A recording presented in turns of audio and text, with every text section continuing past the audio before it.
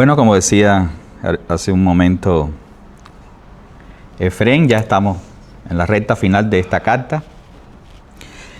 Yo he aprendido mucho en estas semanas, he recibido mucho de Dios releyendo, reestudiando esto, y creo que así pasa con cualquier porción de las Escrituras. Por muchas veces que la hayamos visto, siempre tiene algo más para Dios para decirnos y también para hacer entre nosotros. Lo que nos corresponde son estos últimos versículos, que es como la conclusión, la despedida y unos saludos largos. Y no sé si le prestaron atención a la lectura, hablaba de mucha gente, muchas cosas, y dice, bueno, ¿y qué tendrá Dios para nosotros? Además del saludo para ellos, que qué bueno que se saludaron unos a los otros, pero ¿qué tendrá Dios para nosotros 2000 años después, que no tenemos una conexión directa con los colosenses ni con ninguna de esas personas que estaban de un lado y del otro? Pues, como vamos a ver, sí hay mucho siempre en cualquier lugar de la palabra de Dios para nosotros. Quisiera comenzar con una pregunta, que te hicieras esta pregunta. ¿Qué es el reino de Dios? ¿Qué es el reino de Dios? Cuando tú piensas en el reino de Dios, ¿en qué piensas? ¿En un lugar allá? No sé. No tienes que responder a eso, pero necesitas tener la respuesta correcta acerca de esa pregunta. Y parte de lo que creo que esta carta estaba trayendo claridad está conectado con Cristo y con el reino de Dios. Y una definición, por si no la tienes, y no es que tienes que quedarte con esa, pero si te puede ayudar, dice que es el ámbito donde se evidencia la preeminencia del gobierno soberano de Cristo. La intención de esta carta es mostrar que Cristo es supremo, que Cristo es suficiente. La preeminencia de Cristo por sobre todas las cosas, por sobre todos, pero especialmente para presentarnos a Cristo como el Señor, como el Señor. Y como hace un rato cuando celebrábamos la cena, hablábamos acerca de eso. No sé cuánto estás consciente de que Cristo es el Señor. Cuánto de esa verdad, que es una realidad universal, ha impactado tu vida, tu existencia. Porque hasta personas que no están asistiendo a una iglesia y tienen fe en Dios y han escuchado acerca de Cristo y han reconocido a Cristo como, vamos a decir, como una persona que existió, pudieran decir, no, sí, Él, uno de sus títulos. Pero qué tanto la realidad de que Cristo es el Señor hace parte de tu existencia. Eso es primordial. Y creo que esta carta tiene ese tesoro. Por eso te animo, aunque hayamos terminado con ella, te animo que regreses sobre ella en oración, en alguno de estos días próximos, en tus tiempos devocionales. Relee esta carta diciéndole, Señor, muéstrame más acerca de quién tú eres y de quién tú eres para mí. Porque Dios tiene todavía mucho más para hacernos vivir en Él, en Cristo. Y otra de las cosas que estábamos viendo en esta carta y que está conectado precisamente con Cristo como el Señor y con su reino, tiene que ver con las relaciones. Porque el reino de Dios no es otra cosa que eso. Es el ámbito en que Dios gobierna, pero sobre tus relaciones, tu relación con Él. Y una cosa que queda en evidencia en esta carta ¿es Cristo tu Señor? ¿Es Cristo tu Señor? ¿Es Cristo quien gobierna tu vida? ¿Vives para Cristo? ¿La vida de Cristo está presente en ti, está expresándose a través de ti? Porque para eso fuimos creados, para Él, para que Él sea todo en nosotros. Y la otra relación es contigo mismo. Si te ves así muerto a Adán y vivo en Cristo, resucitado en Cristo. Hemos estado hablando de esto por varias semanas. Y también las relaciones de unos con otros. Porque las tres cosas están conectadas. La manera en que nos relacionamos con otros. Y dentro de eso, cómo Dios quiere expresar a través de ti su realidad de quién es Él en tus relaciones. Y estábamos viendo en la familia, después vimos en el día a día, y hoy vamos a estar intentando cómo el reino de Cristo es expresado por cada uno de nosotros en las relaciones fraternales. Nosotros somos una familia. Cuando comenzamos leyendo la carta a los Colosenses, Pablo, después de exaltar a Cristo hasta lo sumo, las últimas palabras de Pablo, que Cristo sobre esto y sobre aquello dice, por sobre todas las cosas, la iglesia. Cristo está conectado con la iglesia. O dicho de otra manera, la iglesia está conectada con Cristo. Nosotros somos su cuerpo. Dios nos ha unido a Él de una manera que nosotros no podemos entender todavía. Espero que del lado acá de la eternidad podamos crecer en entendimiento y no hasta el día en que estemos en su presencia sea la sorpresa. ¡Ay, mira todo lo que yo era en Cristo y todo lo que Cristo era para mí! Y precisamente creo que una de las intenciones de esta carta es que crezcamos en ese entendimiento. Cada uno de nosotros, mis hermanos, cada uno de nosotros es un regalo de Dios para los demás. Acá estábamos leyendo hace unos minutos un montón de nombres que algunos de ellos se mencionan por primera vez, otros se mencionan 2 o 3 veces en la Biblia y estoy seguro que la mayoría de nosotros no ha escuchado muchos en detalles de casi ninguno de ellos. Para nosotros no cuentan. Y si Pablo no hubiera escrito esta carta, nosotros no nos hubiéramos enterado ni de su existencia, que pasaron por este mundo. Como mucha gente que ha sido parte del cuerpo de Cristo y nosotros los vamos a conocer el día de la eternidad, pero no ahora. Pero eso no quiere decir que no cuentan para Dios, que no cuentan para los propósitos de Dios. Mis hermanos, nosotros hacemos parte de una iglesia, de una congregación, cada uno de nosotros. Dios es el que lo ha puesto en este lugar. Es verdad que tú has tomado un proceso de decir, voy a ser parte de esta iglesia o no, y Dios te hace responsable de dar tus pasos de compromiso. Pero por encima de eso, soberanamente Dios quiso que tú estuvieras aquí y no en otra iglesia. Eres parte de esta comunidad, de la familia de Dios. Pero como vamos a ver también aquí, la familia de Dios es más grande que nosotros.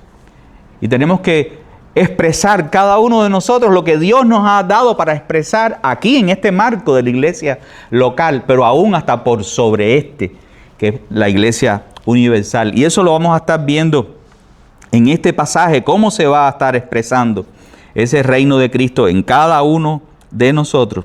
El primer punto que vamos a estar viendo está en los versículos del 7 a la primera parte del 10, y es que lo vamos a estar expresando al ser enviados a comunicar para confortar. Una de las cosas que Dios quiere hacer, y lo vamos a ver aquí por medio de 3 personas. Acá habla de 12 personas, pero estas primeras 3, Dios las usa para comunicar, para bendecir.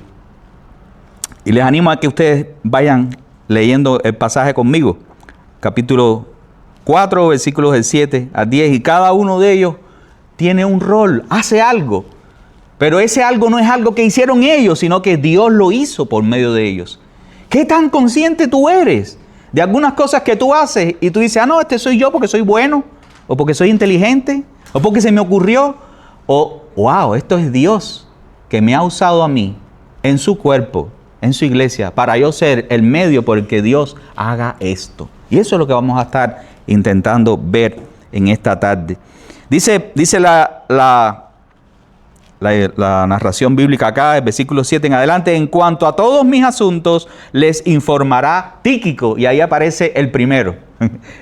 Le dejo de tarea que averigüen más acerca de Tíquico, pero no se preocupe, le voy a dar algunos detalles.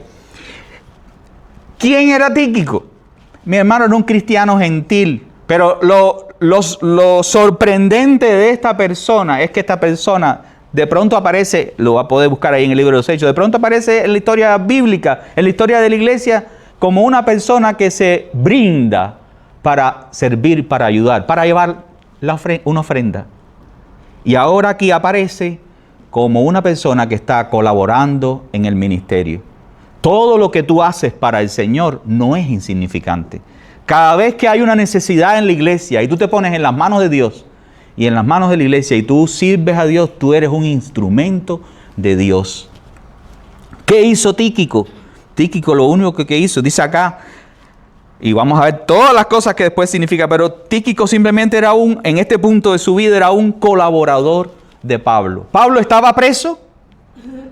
Pablo era, vamos a decir, la figura principal del movimiento cristiano en ese momento, pero estaba preso, impedido de hacer casi cualquier cosa. Una persona presa no puede hacer mucho.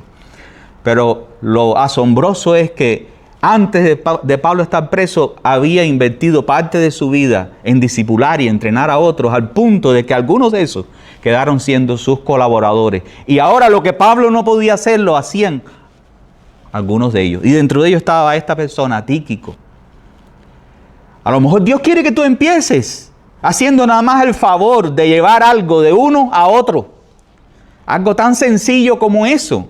Pero si es algo que hace parte de lo que Dios quiere hacer, ya tú eres un colaborador en los propósitos de Dios. Y si tú pones tu corazón para servirle, para estar disponible para Dios, te puedes convertir en un colaborador de Dios más adelante, en la medida que madures, que sea hasta estratégico en los propósitos de Dios, como esta persona, como Tíquico. Pero fíjense, al punto de que esta persona llegó en su desarrollo ministerial de apoyar el trabajo de Pablo. Mire cómo Pablo lo describe, y eso está describiendo el efecto que está causando esta persona en la vida y en el ministerio de Pablo, o sea, en la vida de muchas gentes, de muchas iglesias. Fíjense cómo dice: amado hermano, fiel ministro y consiervo en el Señor. Esta persona insignificante para nosotros, desconocido de nosotros, en este punto de la vida y del ministerio de Pablo, en la vida de la iglesia, era alguien clave. Tú no sabes todo lo que Dios puede y quiere hacer contigo dentro de un tiempo. Empieza poniéndote en las manos de Dios y en las manos de la iglesia para hacer algo pequeño que haga falta. Como en este caso era llevar una ofrenda. Aquí Dios está usando a esta persona. Y era solamente una persona que empezó colaborando, sirviendo con algo poco, y después hasta era alguien clave. Otra segunda persona que está acá dice: porque precisamente para esto lo he enviado a ustedes, para que sepan de nuestras circunstancias y que conforte sus corazones. O sea, la intención de Pablo a enviar esta carta con Tíquico era hacerles saber a ellos dónde estaba su situación, pero también confortar sus corazones, animar esa iglesia. Y él estaba haciendo ese instrumento, pero automáticamente va a estar introduciendo a otra persona con él. Dice: y con él, o sea, con Tíquico, a Onésimo. ¿Quién es Onésimo? De Onésimo no vamos a hablar mucho, porque la semana que viene vamos a dar la carta de Filemón, y es donde vamos a estar hablando de Onésimo. Baste con decir que Onésimo era un esclavo que había huido y que se convirtió a Cristo, y se convirtió juntamente también en un colaborador con Pablo, y que después en la carta, cuando veamos eso, él regresa. Pero fíjese cómo esta persona igual comienza siendo un esclavo fugitivo, y en este punto, cuando se está escribiendo esta carta, es uno de los que es enviado para llevar esta carta a los colosenses. Dice acerca de él, dice: fiel, amado hermano, y uno de ustedes, porque era procedente de ahí de Colosas. A lo mejor eres un Tíquico, o a lo mejor eres un Onésimo. Una persona que ha hecho algunas cosas que están mal, pero que después Dios tiene misericordia de ti y te da otra oportunidad. Le conoces y Dios empieza a prepararte y Dios empieza a usarte, y eres un instrumento de Él. Dice: ellos, hablando de Tíquico y de Onésimo, ellos les informarán acerca de todo lo que aquí pasa. Y ahora menciona a otro más, dice: Aristarco, mi compañero de prisión. ¿Qué cosa estaba haciendo Aristarco? Compañero de prisión. Hay algunos comentaristas que dicen que él también estaba preso, pero la mayoría dice que no era que estaba preso, era que alguien que había renunciado a su libertad voluntariamente para acompañar y asistir a Pablo en la cárcel. ¿Cuántos de nosotros estaríamos dispuestos a dejar nuestra casa, dejar nuestra familia, dejar todas nuestras obligaciones y acompañar a alguien en la cárcel como si nosotros fuéramos otro preso más, con tal de colaborar con esa persona. Mis hermanos, Dios quiere expresarse a través de ti con algo tan sencillo como acompañar. ¿Sabe que una de las cosas que más sufre el ser humano y mientras más pasan los años se va acentuando es la soledad? Nosotros los seres humanos necesitamos compañía. Desde Génesis, cuando Dios creó al hombre, dijo, no es bueno que el hombre esté solo. Pero no solo eso no tenía que ver nada más con Adán, también con la mujer. Nosotros necesitamos ser acompañados. Pero eso tiene unas implicaciones más grandes, no solamente de que alguien esté al lado tuyo, sino alguien que se hace parte de tu vida. Alguien que está presente en tu situación, en tus necesidades, en tu realidad.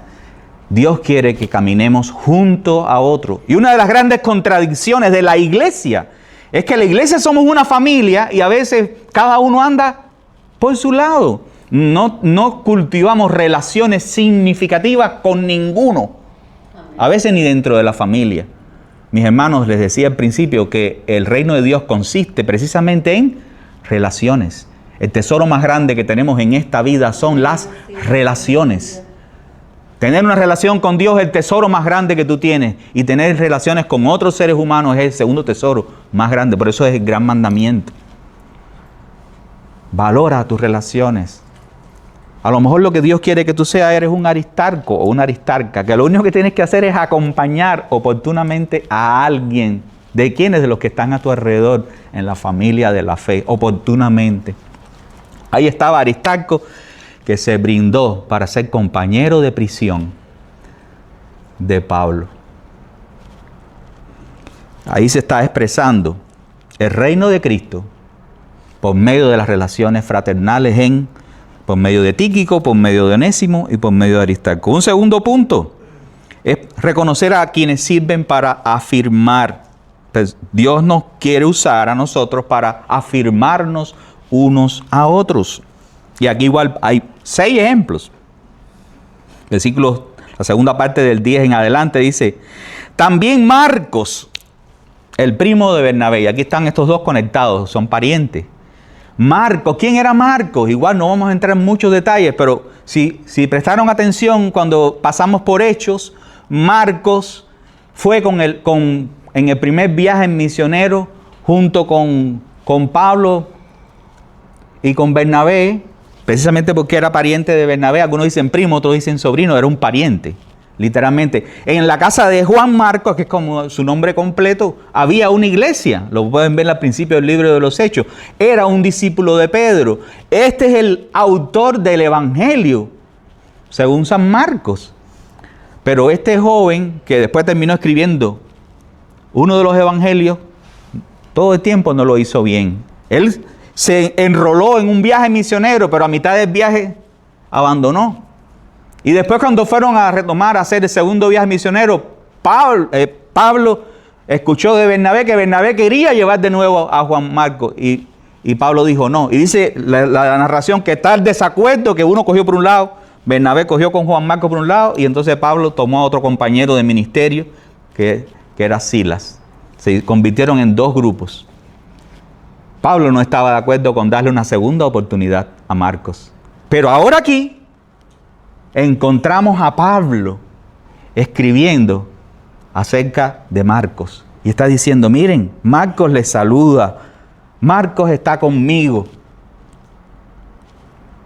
Y hay más que dice acá, dice, acerca del cual ustedes recibieron instrucciones. Pablo había dado instrucciones acerca de Juan Marcos. Y las instrucciones no era, no lo vayan a recibir, no le abran la puerta de su casa. Todo lo contrario, dice aquí, si va a verlos, recíbanlo bien. O sea, hospédenlo.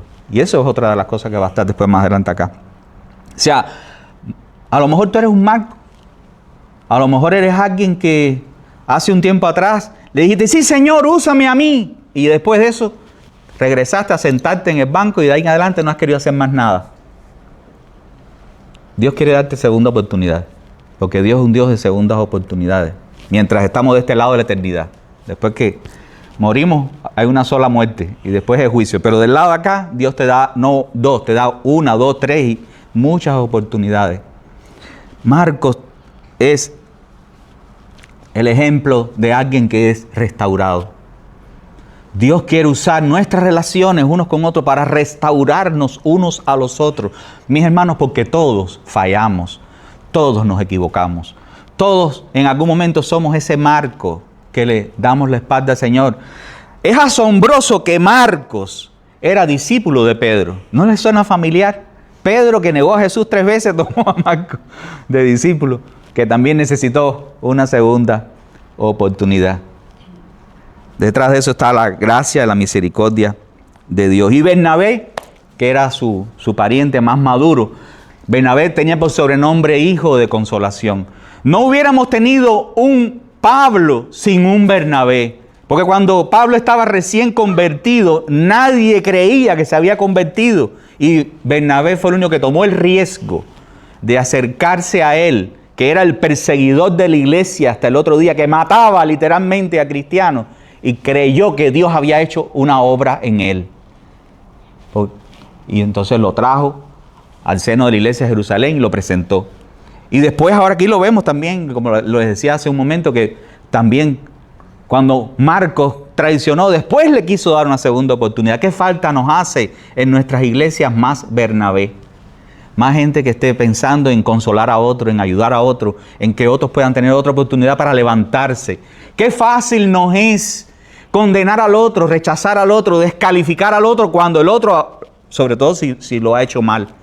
Pero qué escaso es que hayan gente con un corazón como el de Bernabé, de vamos a restaurar, vamos a levantar, vamos a confiar en que Dios, la gracia de Dios es más grande, Dios es más grande que el error para obrar y cambiar.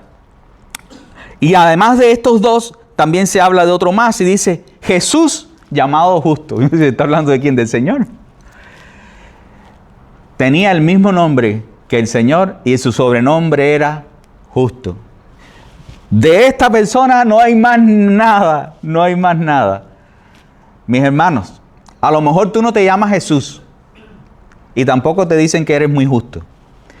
Pero sabe, si tú te has identificado con Cristo, las personas han escuchado de ti que tú eres cristiano, ya tú estás en la misma situación, porque llevas el nombre. No llevas el nombre en tu ID, pero llevas el nombre de Cristo porque te has identificado con Él, eres cristiano. Si eso es así, como me imagino que es así en la mayoría de los que están acá, mi hermano, que esas personas que están allá afuera no digan la otra frase, y eso que es cristiano. Jesús, el justo, estaba representando bien a Cristo, estaba representando bien a Jesús. Que nosotros también representemos bien su nombre. Y estos tres juntos, Marcos, Bernabé y Jesús, dice acá que eran colaboradores. Colaboradores de Pablo en el reino de Dios. Pero hace una aclaración, estos tres eran judíos.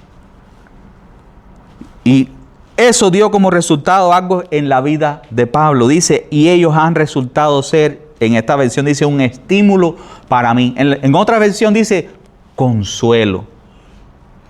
Para Pablo era un consuelo que estos tres cristianos judíos estuvieran caminando con él. Pablo tenía una gran carga por el pueblo suyo, sus coterráneos, que habían rechazado a Cristo. Y para Pablo era un gran consuelo que estas tres personas estuvieran comprometidos con él para extender la obra del Señor. Donde quiera que Pablo llegaba, como vimos en el libro de los Hechos, Pablo hablaba al pueblo judío primero y después a los gentiles. Mis hermanos, nosotros somos también como Marcos, Bernabé y Jesús, que somos consuelo, que somos de estímulo. Tenemos esa oportunidad también, ese es el plan de Dios, que nosotros seamos también esos instrumentos del Señor por medio del cual Él exprese eso a otros, que nosotros seamos usados para hacer consuelo y bendición. Y una cosa que se nos quedó acá, que estaba implícito en Marcos y en el consejo que Pablo estaba dando, cuando dice, si van a verlo, recíbanlo. Está hablando también de la hospitalidad, indirectamente. Tenía que ver con Marcos, pero más que con Marcos, con los que recibirían a Marcos. Pero eso también somos tú y yo. O sea, otra cosa que nosotros podemos hacer para expresar el reino de Dios en medio de nosotros es cuando practicamos la hospitalidad, cuando las puertas de nuestra casa y de nuestro corazón están abiertas para Dios y para sus propósitos. No es una costumbre o una cultura que algunos tienen y otros no. Es un principio de Dios. Es algo que tiene que estar conectado con el reino del Señor. La segunda parte de esta porción, en versículo 2 en adelante, habla de otro más, Epafras. ¿Quién es Epafras? Si se recuerdan, precisamente era el pastor de esta iglesia, el plantador de esta iglesia de Colosas, que había ido a dar allá el reporte de esta iglesia, y ahora Pablo está diciendo, él les envía saludos. Era el plantador, el pastor principal probablemente. Dice, él es uno de ustedes, siervo de Jesucristo, él les envía saludos. Pero fíjense lo que dice de esta persona, no era cualquiera. Dice, siempre esforzándose intensamente a favor de ustedes en sus oraciones, para que estén firmes y perfectos y completamente seguros en toda la voluntad de Dios. Esforzándose intensamente. Es como se traduce. En el griego es agonizo, de donde viene nuestra palabra agonía. Oraba con agonía por ellos. ¿Ya has orado en agonía por alguien de tus hermanos? ¿Hasta dónde es la intensidad de tu oración por tus hermanos? Especialmente aquellos que somos líderes, porque este era el pastor principal. Agonizas. ¿Agonizas? Dios quiere que nos importe tanto nuestro hermano que agonicemos por él en oración. Es un privilegio que tenemos para expresar el reino de Dios a través de nosotros. Dice, porque de él soy testigo que tiene profundo interés por ustedes. Pero fíjense que interesante, y por los que están en Laodicea y en Hierápolis. No solo le interesaba la iglesia que él pastoreaba, le interesaban los cristianos de Laodicea y los cristianos de Hierápolis, que eran otras dos ciudades cercanas, pero eran otras dos ciudades, eran otras iglesias, no era la misma iglesia. Tu corazón se desborda por la obra de Dios, por los que están contigo en tu iglesia local y por los que están en otro lugar. En otras iglesias nos interesa lo que Dios está haciendo con otros. Dios puede contar con nosotros para lo que Él está haciendo en otros lugares más allá de nosotros como iglesia local. Y menciona y después dice acá, y Lucas, el médico amado. Y ese es como el título que se pone para Lucas, que es el escritor del libro de los Hechos y el Evangelio según San Lucas. Pero es un hombre que primordialmente lo que es médico. Ese era su rol principal. De hecho, era el médico de Pablo. Y ustedes pueden releer después el libro de los Hechos. Una persona que solamente se acercó para servir.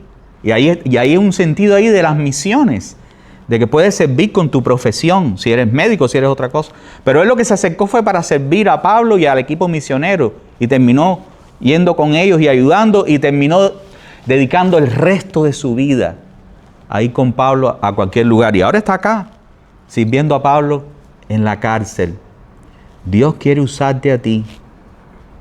Dios quiere que tú seas una persona que llegue a ser muy valiosa, muy amada por otros, porque has dado tu vida a favor de otros, cuando otros lo han necesitado. Ese fue Lucas, y ya decíamos que Dios lo usó muchísimo más. Y por último se menciona a otro que nada más que dice, y también Demas.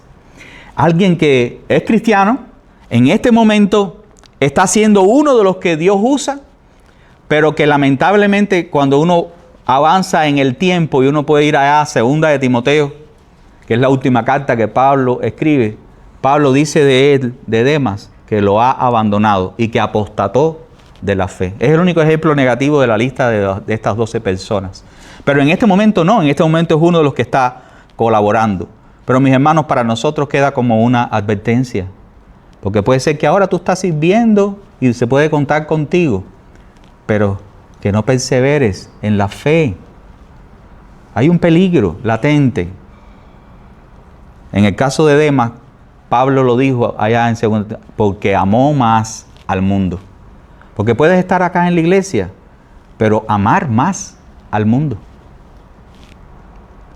¿Amas más a Cristo o amas más al mundo?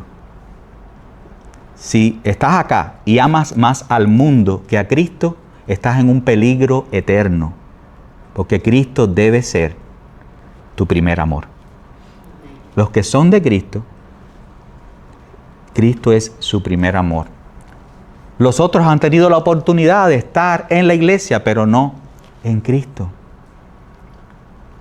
Permite que Cristo conquiste tu corazón. Si lo que está en el corazón hasta este punto es el mundo. Y el último punto acá, para expresar el reino de Cristo en nuestras relaciones fraternales, tiene que ver con el cuidado de la iglesia y con las personas que Dios pone para eso. Y también igual hay diferentes opciones de cómo expresarlo y está ejemplificado en otros 3. Y es Pablo ya despidiéndose y saludando él a algunos que son los destinatarios. Y saluden a los hermanos que están en la Odisea. Y dice también a Ninfas. Es una mujer que dice que es la anfitriona. Dice a la iglesia que está en su casa. O sea, aparentemente la iglesia de la Odisea se reunía en la casa de una mujer. Tú puedes expresar el reino de Cristo solamente brindando tu casa, como va a hacer Daisy el viernes para las mujeres, o me toca a mí hacerlo el viernes de los hombres, o a ti el mes pasado, o al otro el mes que viene, para reunirnos. La iglesia se reúne en tu casa. Qué privilegio, mis hermanos, por algo tan sencillo como abrir la puerta de tu casa por un rato. El reino de Dios consiste en eso. No en cosas complicadas. Ninguno de nosotros puede decirle a Dios, ay, yo no sé qué voy a hacer. Hay tantas cosas para hacer y cosas tan sencillas como simplemente brindar, aunque sea esporádicamente, tu casa. Fíjese cómo eso, Dios quiso que fuera tenido en cuenta. Claro, en el contexto de ello aquí es como opcional. En el contexto de ello casi que era de vida o muerte porque no había muchas opciones y había a veces hasta persecución. Ahora dice algo más, dice, cuando esta carta se haya leído entre ustedes, háganla que también se lean en la de la Odisea y la de la Odisea que también ustedes la lean. ¿Y qué tiene que ver eso con nosotros? El compartir la fe con otros hermanos de otras congregaciones, el compartir lo que hemos recibido. Lo que nosotros tenemos no es nada más para nosotros. Como vamos a hacer el viernes, que vamos a prestar a Mario por unos días a la iglesia allá de Paraguay. Tenemos que compartir lo que tenemos, compartir los dones, compartir las personas, compartir los recursos. Hay otros por fuera de nosotros donde Dios también está trabajando y Dios quiere que nosotros seamos parte. No solamente nosotros acá. Y dice más. Dice, díganle a Arquipo, y es otro que menciona acá, dice, cuida el ministerio que has recibido del Señor para que lo cumpla. ¿Quién es este Arquipo? Vamos a hablar de eso también la semana que viene. Probablemente es como el pastor en funciones que se quedó ahí en la iglesia de Colosa, pero que aparentemente que es joven y que necesitaba ser exhortado en ser fiel, en cumplir el llamado que Dios le ha hecho.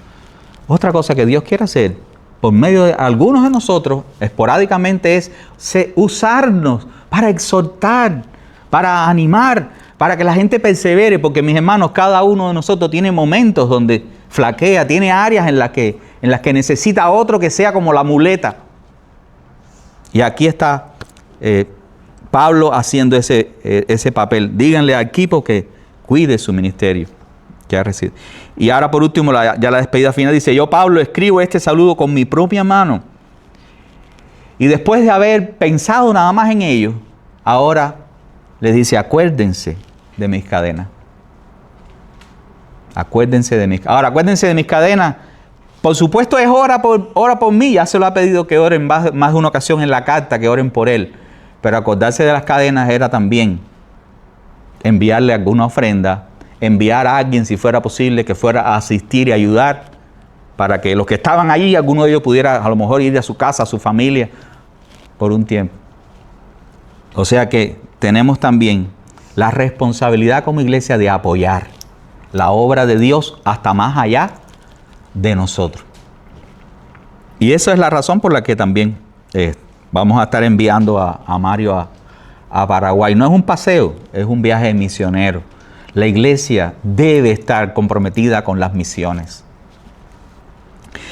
Si hay alguien entre nosotros que nos visita, que todavía no es cristiano, hay alguien que puede ser que ha venido varias veces, pero todavía no es cristiano. Bueno, y si ha estado por varias semanas, ha podido escuchar de esta carta que Jesús es el Señor sobre todo. Espero que todo este compartir pueda ayudarte a que tú puedas rendir tu corazón al Señor, que tú puedas reconocer que necesitas a Cristo, porque es la necesidad más grande. Necesitas a Cristo para todo en tu vida. Y estaré disponible por ahí si hay alguno que todavía está en ese proceso. Ahora cuando terminemos. Y nosotros los que somos cristianos, recordando lo que dice la carta, morimos con Jesús a nuestra vieja manera de vivir y hemos resucitado con Cristo a una nueva vida con Él, pero también para Él. Él quiere expresar su vida a través de nosotros. Ya lo vimos en la familia, en el trabajo, en el día a día, pero también en todas nuestras relaciones fraternales. Cada uno de nosotros tiene infinidad de oportunidades y de posibilidades de expresar a Cristo, hasta en cosas, como ya vimos, tan insignificantes como abrir la puerta de su casa para que la iglesia se reúna. ¿Qué tal si oramos por un momento y le damos gracias al Señor por el regalo que tenemos de ser iglesia? Pero también le pedimos al Señor que nos ayude a nosotros a ser fieles en lo que cada quien le corresponde, en lo que cada quien ya a lo mejor sabe que tiene que hacer, a lo que Dios le ha llamado, o simplemente poner nuestro corazón en sus manos para servirle, para que Él pueda expresarse a través de nosotros. Señor, te damos gracias en esta tarde por tu fidelidad, por la manera en que tú nos has alcanzado a cada uno y también por habernos hecho iglesia. Gracias también por estas personas que en su momento cada uno de ellos se puso en tus manos, caminó contigo y expresó tu reino, Señor. Se manifestó tu gloria a través de ellos en cosas tan sencillas como decíamos hace un momento, como brindar su casa, como compartir, como con afirmar.